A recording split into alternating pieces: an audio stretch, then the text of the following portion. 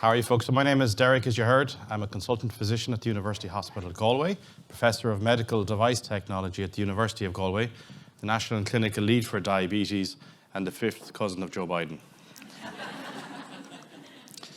And as you heard, I'm a physicianeer, so what does that mean? And I guess what it means is I've trained in engineering, so I did a degree in electronic engineering, a master's of computer engineering, PhD biomedical engineering, and then did medicine. And I guess people who do engineering, they're very problem solving, very solutions orientated, and they think in black and white. Whereas anyone who works in the clinical world will know it's never black and white and there's loads of problems. So it's a good mix of the two skill sets for innovation. And part of that is what I'm going to speak to you about today. So I work in the hospital. This is my clinical team. I'm a subspecialist in endocrinology. So we look after all of endocrinology, but 60% of our business would be diabetes. And then across the road at the university, the University of Galway is where my Hive lab is. So when I came to after 20 years of college, when I got my permanent post in 2018, my father cried. He was so happy. He was like, "You finally got a permanent job, kid." So when I came in 2018, even though I had reasonably good engineering and medical knowledge, no one honeybee makes honey, right? So you need a hive. So we set up this hive, Health Innovation via Engineering, and we collaborate with medics, computer scientists, engineers, educationalists, psychologists to do interesting projects, okay? Projects that need, lots of skill sets and people working together for outcomes that are bigger than any one of us. And we've done a lot of interesting projects in the last few years. You can read about it online. We have a Twitter handle, Hive Lab, and RT made a documentary about some of our lab work last year called Game Changers. Okay, so AI. So we hear a lot about it in the news, and we've heard some really good talks on it already today. And there's big issues that affect all of us about AI, especially in the world of human health. I couldn't give a talk about AI, even a quick talk, without mentioning this person. So this person, every time I see a picture of him, he's always smiling. Now he's smiling because he's one of the richest people in the world, but also because he does great work and he really likes what he does. So everyone in this room should know who this man is because he's in your pocket right now. Okay, so this is Sundar Pichai. He's the CEO of Google. Okay, and that's obviously one of the big data companies in the world. And every year they do, a talk to investors. He gave a 10-minute talk in June of this year. I don't have time to play the full 10 minutes of it. So I synopsized it down to 10 seconds of his talk to let you know what Google is thinking about. AI, generative AI, generative AI, generative AI, AI is AI, AI, AI, AI, AI, AI, AI, AI. It uses AI to bring AI, AI, AI, AI, AI.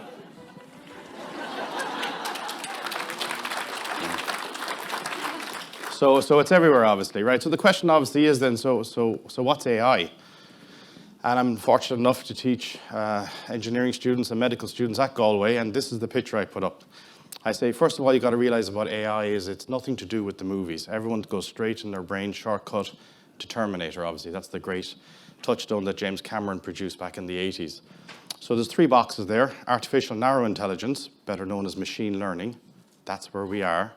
Artificial general intelligence, which everyone's getting very excited about at the moment with OpenAI and so on. And then artificial superintelligence, which is when the computer is way more powerful than us and has consciousness ultimately. And we can get into a discussion later, David, what consciousness is. But essentially, in 2023, we're in that first box. So machine learning, which is what they should call AI in the press, but they don't because it's not as dramatic. Machine learning is basically statistical pattern matching. Okay, and we all do it, right? So you see a kid on a wall and they're balancing along the wall and you say to the kid, "Well, no, come off the wall now, you're going to fall." Because you've pattern matched that activity to a future problem. And it may not fall off the wall this time, but eventually that kid's going to fall off the wall. And computers are just exquisitely better at doing that than us. Okay, that's the simple thing. They have the computational power that we don't. And they're very good at pattern matching. And that's what machine learning is. So when you're listening to Taylor Swift at home and it says, "Hey, maybe you'd like to listen to Miley Cyrus." And you're like, "I don't think so." And then it plays it. And then you go, "Wow, she's amazing. How did it know me?" Yeah. And that's the problem, is that we start to anthropomorphize the technology when we shouldn't. And a great example I give the students is this one, which is AI, muffins or dogs. So most people in this room hopefully can look at those pictures and tell me which one is a muffin and which one is a chihuahua.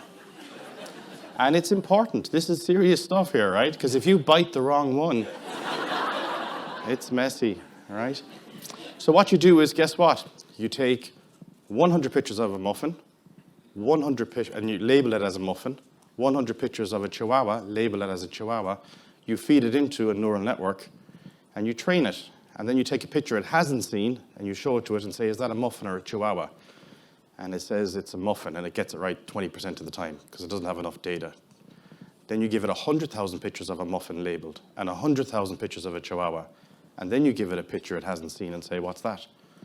And it says it's a chihuahua, and it gets it right 70% of the time. And now you give it 10 million pictures of a chihuahua, 10 million pictures of a muffin, and give it a picture it hasn't seen, and it gets it right 95% of the time. And everyone goes, oh my God, it knows what a chihuahua is. And it doesn't. It's pixel matched. It's never had a chihuahua lick its finger, because it doesn't even have fingers. And that's a big step that's preventing us going to AGI, because all the machine pattern learning we have isn't multimodal. It's either text get fed in or pictures. So until it gets multimodal, we don't really have to worry about it, is what most people would say. Anyway, so this is really important. And the reason it's important is because when they've realized this and they got the computation power in the last 10 years, because AI has been around obviously since the 1950s, the big thing that happened in healthcare was they were like, wow, we have loads of images that you could look through or loads of data that you could pattern match. And we did it in my own hive lab in Galway. We looked at lots of ultrasound nodules. So unfortunately, as you get older, your system starts to break. And they say the decade of life is the percentages of nodules you have in your thyroid. So your thyroid is in your neck, does a great job of moderating the rate of work in your body by producing thyroid hormones. People are getting more and more scans for other things, and they're incidentally finding nodules in the thyroid. It's called an incidentaloma. It's found by chance, so you weren't looking for it. And so if you're 40 years of age, there's a 40% chance anyone in the audience has a nodule in your thyroid. Will that kill you? Probably not. But the minute I tell you there's a nodule in your thyroid, you'll want to go and get it examined and checked. And you can tell things about it based on its ultrasonography patterns, should you biopsy it or not. But the problem is there's a tsunami of these out there. Because again, 50% of 50-year-olds, that's a lot of people getting ultrasounds and deciding what to do. And you've got to decide then what's the best way. Do you biopsy everybody, or do you create a triage system? And ultrasounds AI is really good for this. Okay, so we've trained in AI to be 95% as good as a consultant radiologist at Harvard, or in Oxford, or in University of Galway, or University Hospital of Galway. It's excellent. And you might say, that, well, so what's so good about that? Just get the radiologist to look at it anyway.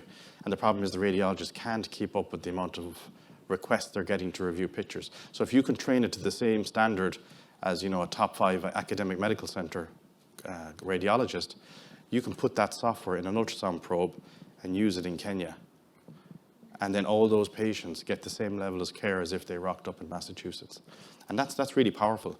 In my area of diabetes, and for those who don't know, diabetes, chronic metabolic condition, dysregulation of the hormones, especially insulin, glucagon, type 1 diabetes, you have an absolute lack of insulin, happens in about 10% of the diabetes population. Type 2 diabetes, you get insulin resistance and eventually a burnout of insulin. But the challenge with diabetes, and it's a big challenge, the Lancet called it the defining disease of the 21st century, because 1.3 billion humans will have it by 2050. And if you use a denominator of 8 billion, that's about 1 in 8 people. 1 in 5 people coming into the hospital has diabetes. 1 in 2 people in CCU have diabetes. It's a major problem because it causes lots of complications if it's not well managed.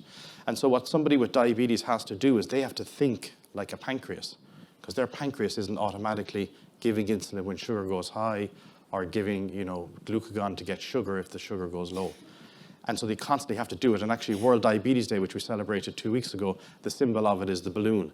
Because like that party game when you're a child trying to keep the balloon off the ground, it's great fun for a few minutes, but then it gets tiring because you got to keep doing it. Somebody with diabetes has to do that all the time. They're going to the cinema. They're thinking over here, keeping the balloon off the ground. What's my blood sugar? Did I take my insulin? Do I need to take food with me in case I might get a hypoglycemia? They're always thinking about it. And there's no holiday from it, and that's a massive burden. So it's a great opportunity for technology to step in and help them with that. So the first thing we have to do with patients with diabetes is teach them how to look at their food. Obviously, calories is the first thing we look at, but really carbohydrates. So what element of the food there can be turned into sugars that will affect their sugars? So if I show you that and ask you how many carbohydrates there is in that food, most people in this audience won't know that. They'll just say, that looks delicious. But we actually have to train people how to count how many carbohydrates are in there. And the way we do it is they have to get a lot of education through books and then through apps where they can literally look up meals and figure out the calorie and carb count. In the last 2 years now, we've seen artificial intelligence apps that take a picture and then tells you how many calories that are in that food or how many carbohydrates. And therefore, you can say that food has 50 grams of carbohydrate. My ratio is 10:1. Therefore, I need to take 5 units of insulin. And they're doing this every time they eat or indeed every time they exercise the opposite way. And so what we've done in my lab now is we've taken this technology and we've put it into a new format. We've put it into the HoloLens. So now when you're looking at your breakfast table, it's actually coming up over every item on your table. Orange juice, 10 grams. Cereal, 50 grams. So in real time, you're looking around your table and it's telling you the carbohydrates and calories, because that makes people's lives easier then, if that makes sense. That's why we're doing it. Sounds awesome, right?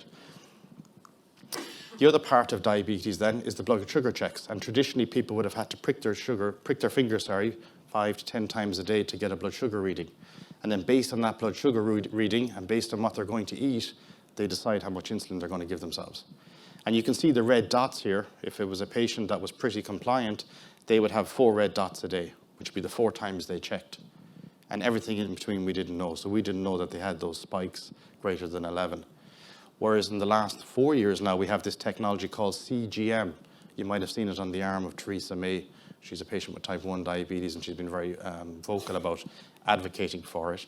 And when she appeared with that CGM on her arm 2 years ago in Checkers with Donald Trump, everybody said, James Bond is tracking the British Prime Minister. But obviously it wasn't, it was a CGM. And what that basically does is give you 300 values a day. And you don't have to prick your finger, and it goes straight to your phone or to the cloud. And then when you come to the clinic, then to me, I'm not scraping around your book looking for 3 or 4 values that you may or may not have written in the car park before you came in. I actually get a lot of data. I get all your sugars for the last 24 hours, the last week, the last month, the last 3 months. And then from that data, then I'm trying to make clinical decisions. And guess what? What's much better than me at making clinical decisions out of lots of data? AI. Right? And one of the big things we're looking for people who are on insulin is, are they getting a lot of high sugars or a lot of low sugars?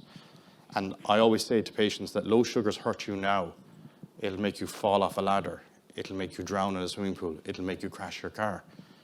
And that's one of the great things about CGM. It's like having a guardian angel on your shoulder, because as you're starting to go low, you may have lost awareness of it. Most of us, if we went low, we'd feel a bit shaky or tremulous.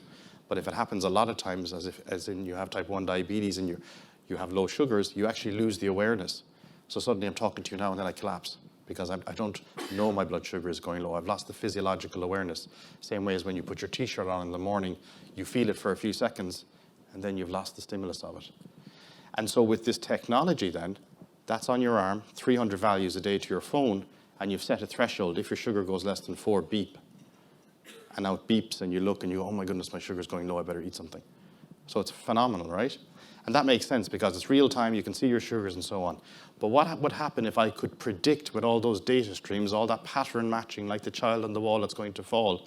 What would you say if I could tell you, I could predict that even if your sugar is 6 now or 7, so the normal range being 4 to 10, we'll say, that you're going to go low in an hour, right? Based on your patterns, you walking along the wall for the last 3 years worth of data, but also everybody exactly like you on planet Earth. So the other couple of 100 million people using that same device. And suddenly we have big data and we can make, more precise definitions. So hypoglycemia prediction. So maybe the device says to you, you shouldn't drive in the next hour because you're not supposed to drive unless your sugar is above 5. Don't drive below 5. But then what happens if I can predict now, IBM Watson can predict blood sugars 12 hours in advance or even 1 week in advance. So imagine now your phone is linked with your car and you're locked out of driving your car for a week because it says you're going to get a low blood sugar on Sunday. And you're looking at your blood sugar saying, no, I don't know, my blood sugars are fine. And we can't tell you why it knows that because we can't see inside the black box, which is one of those ethical questions, obviously, that we're going to come to later. So there is unintended ethical consequences. So car accident liability. If someone chooses to drive and I told them they're going to have a blood sugar, that's a problem. Health insurance loading. If you're wearing those VR headsets and it's, appropriately giving you the information so you can dose your insulin, but maybe it's also telling the health insurance company that this person is eating like crap and you should put 10% on their health premiums. And then hyper-targeted advertising. It sees what you're eating, and then it changes your social media feed. So lots of really things to talk about on the panel, and around the area of regulation is going to be a big thing. Thank you.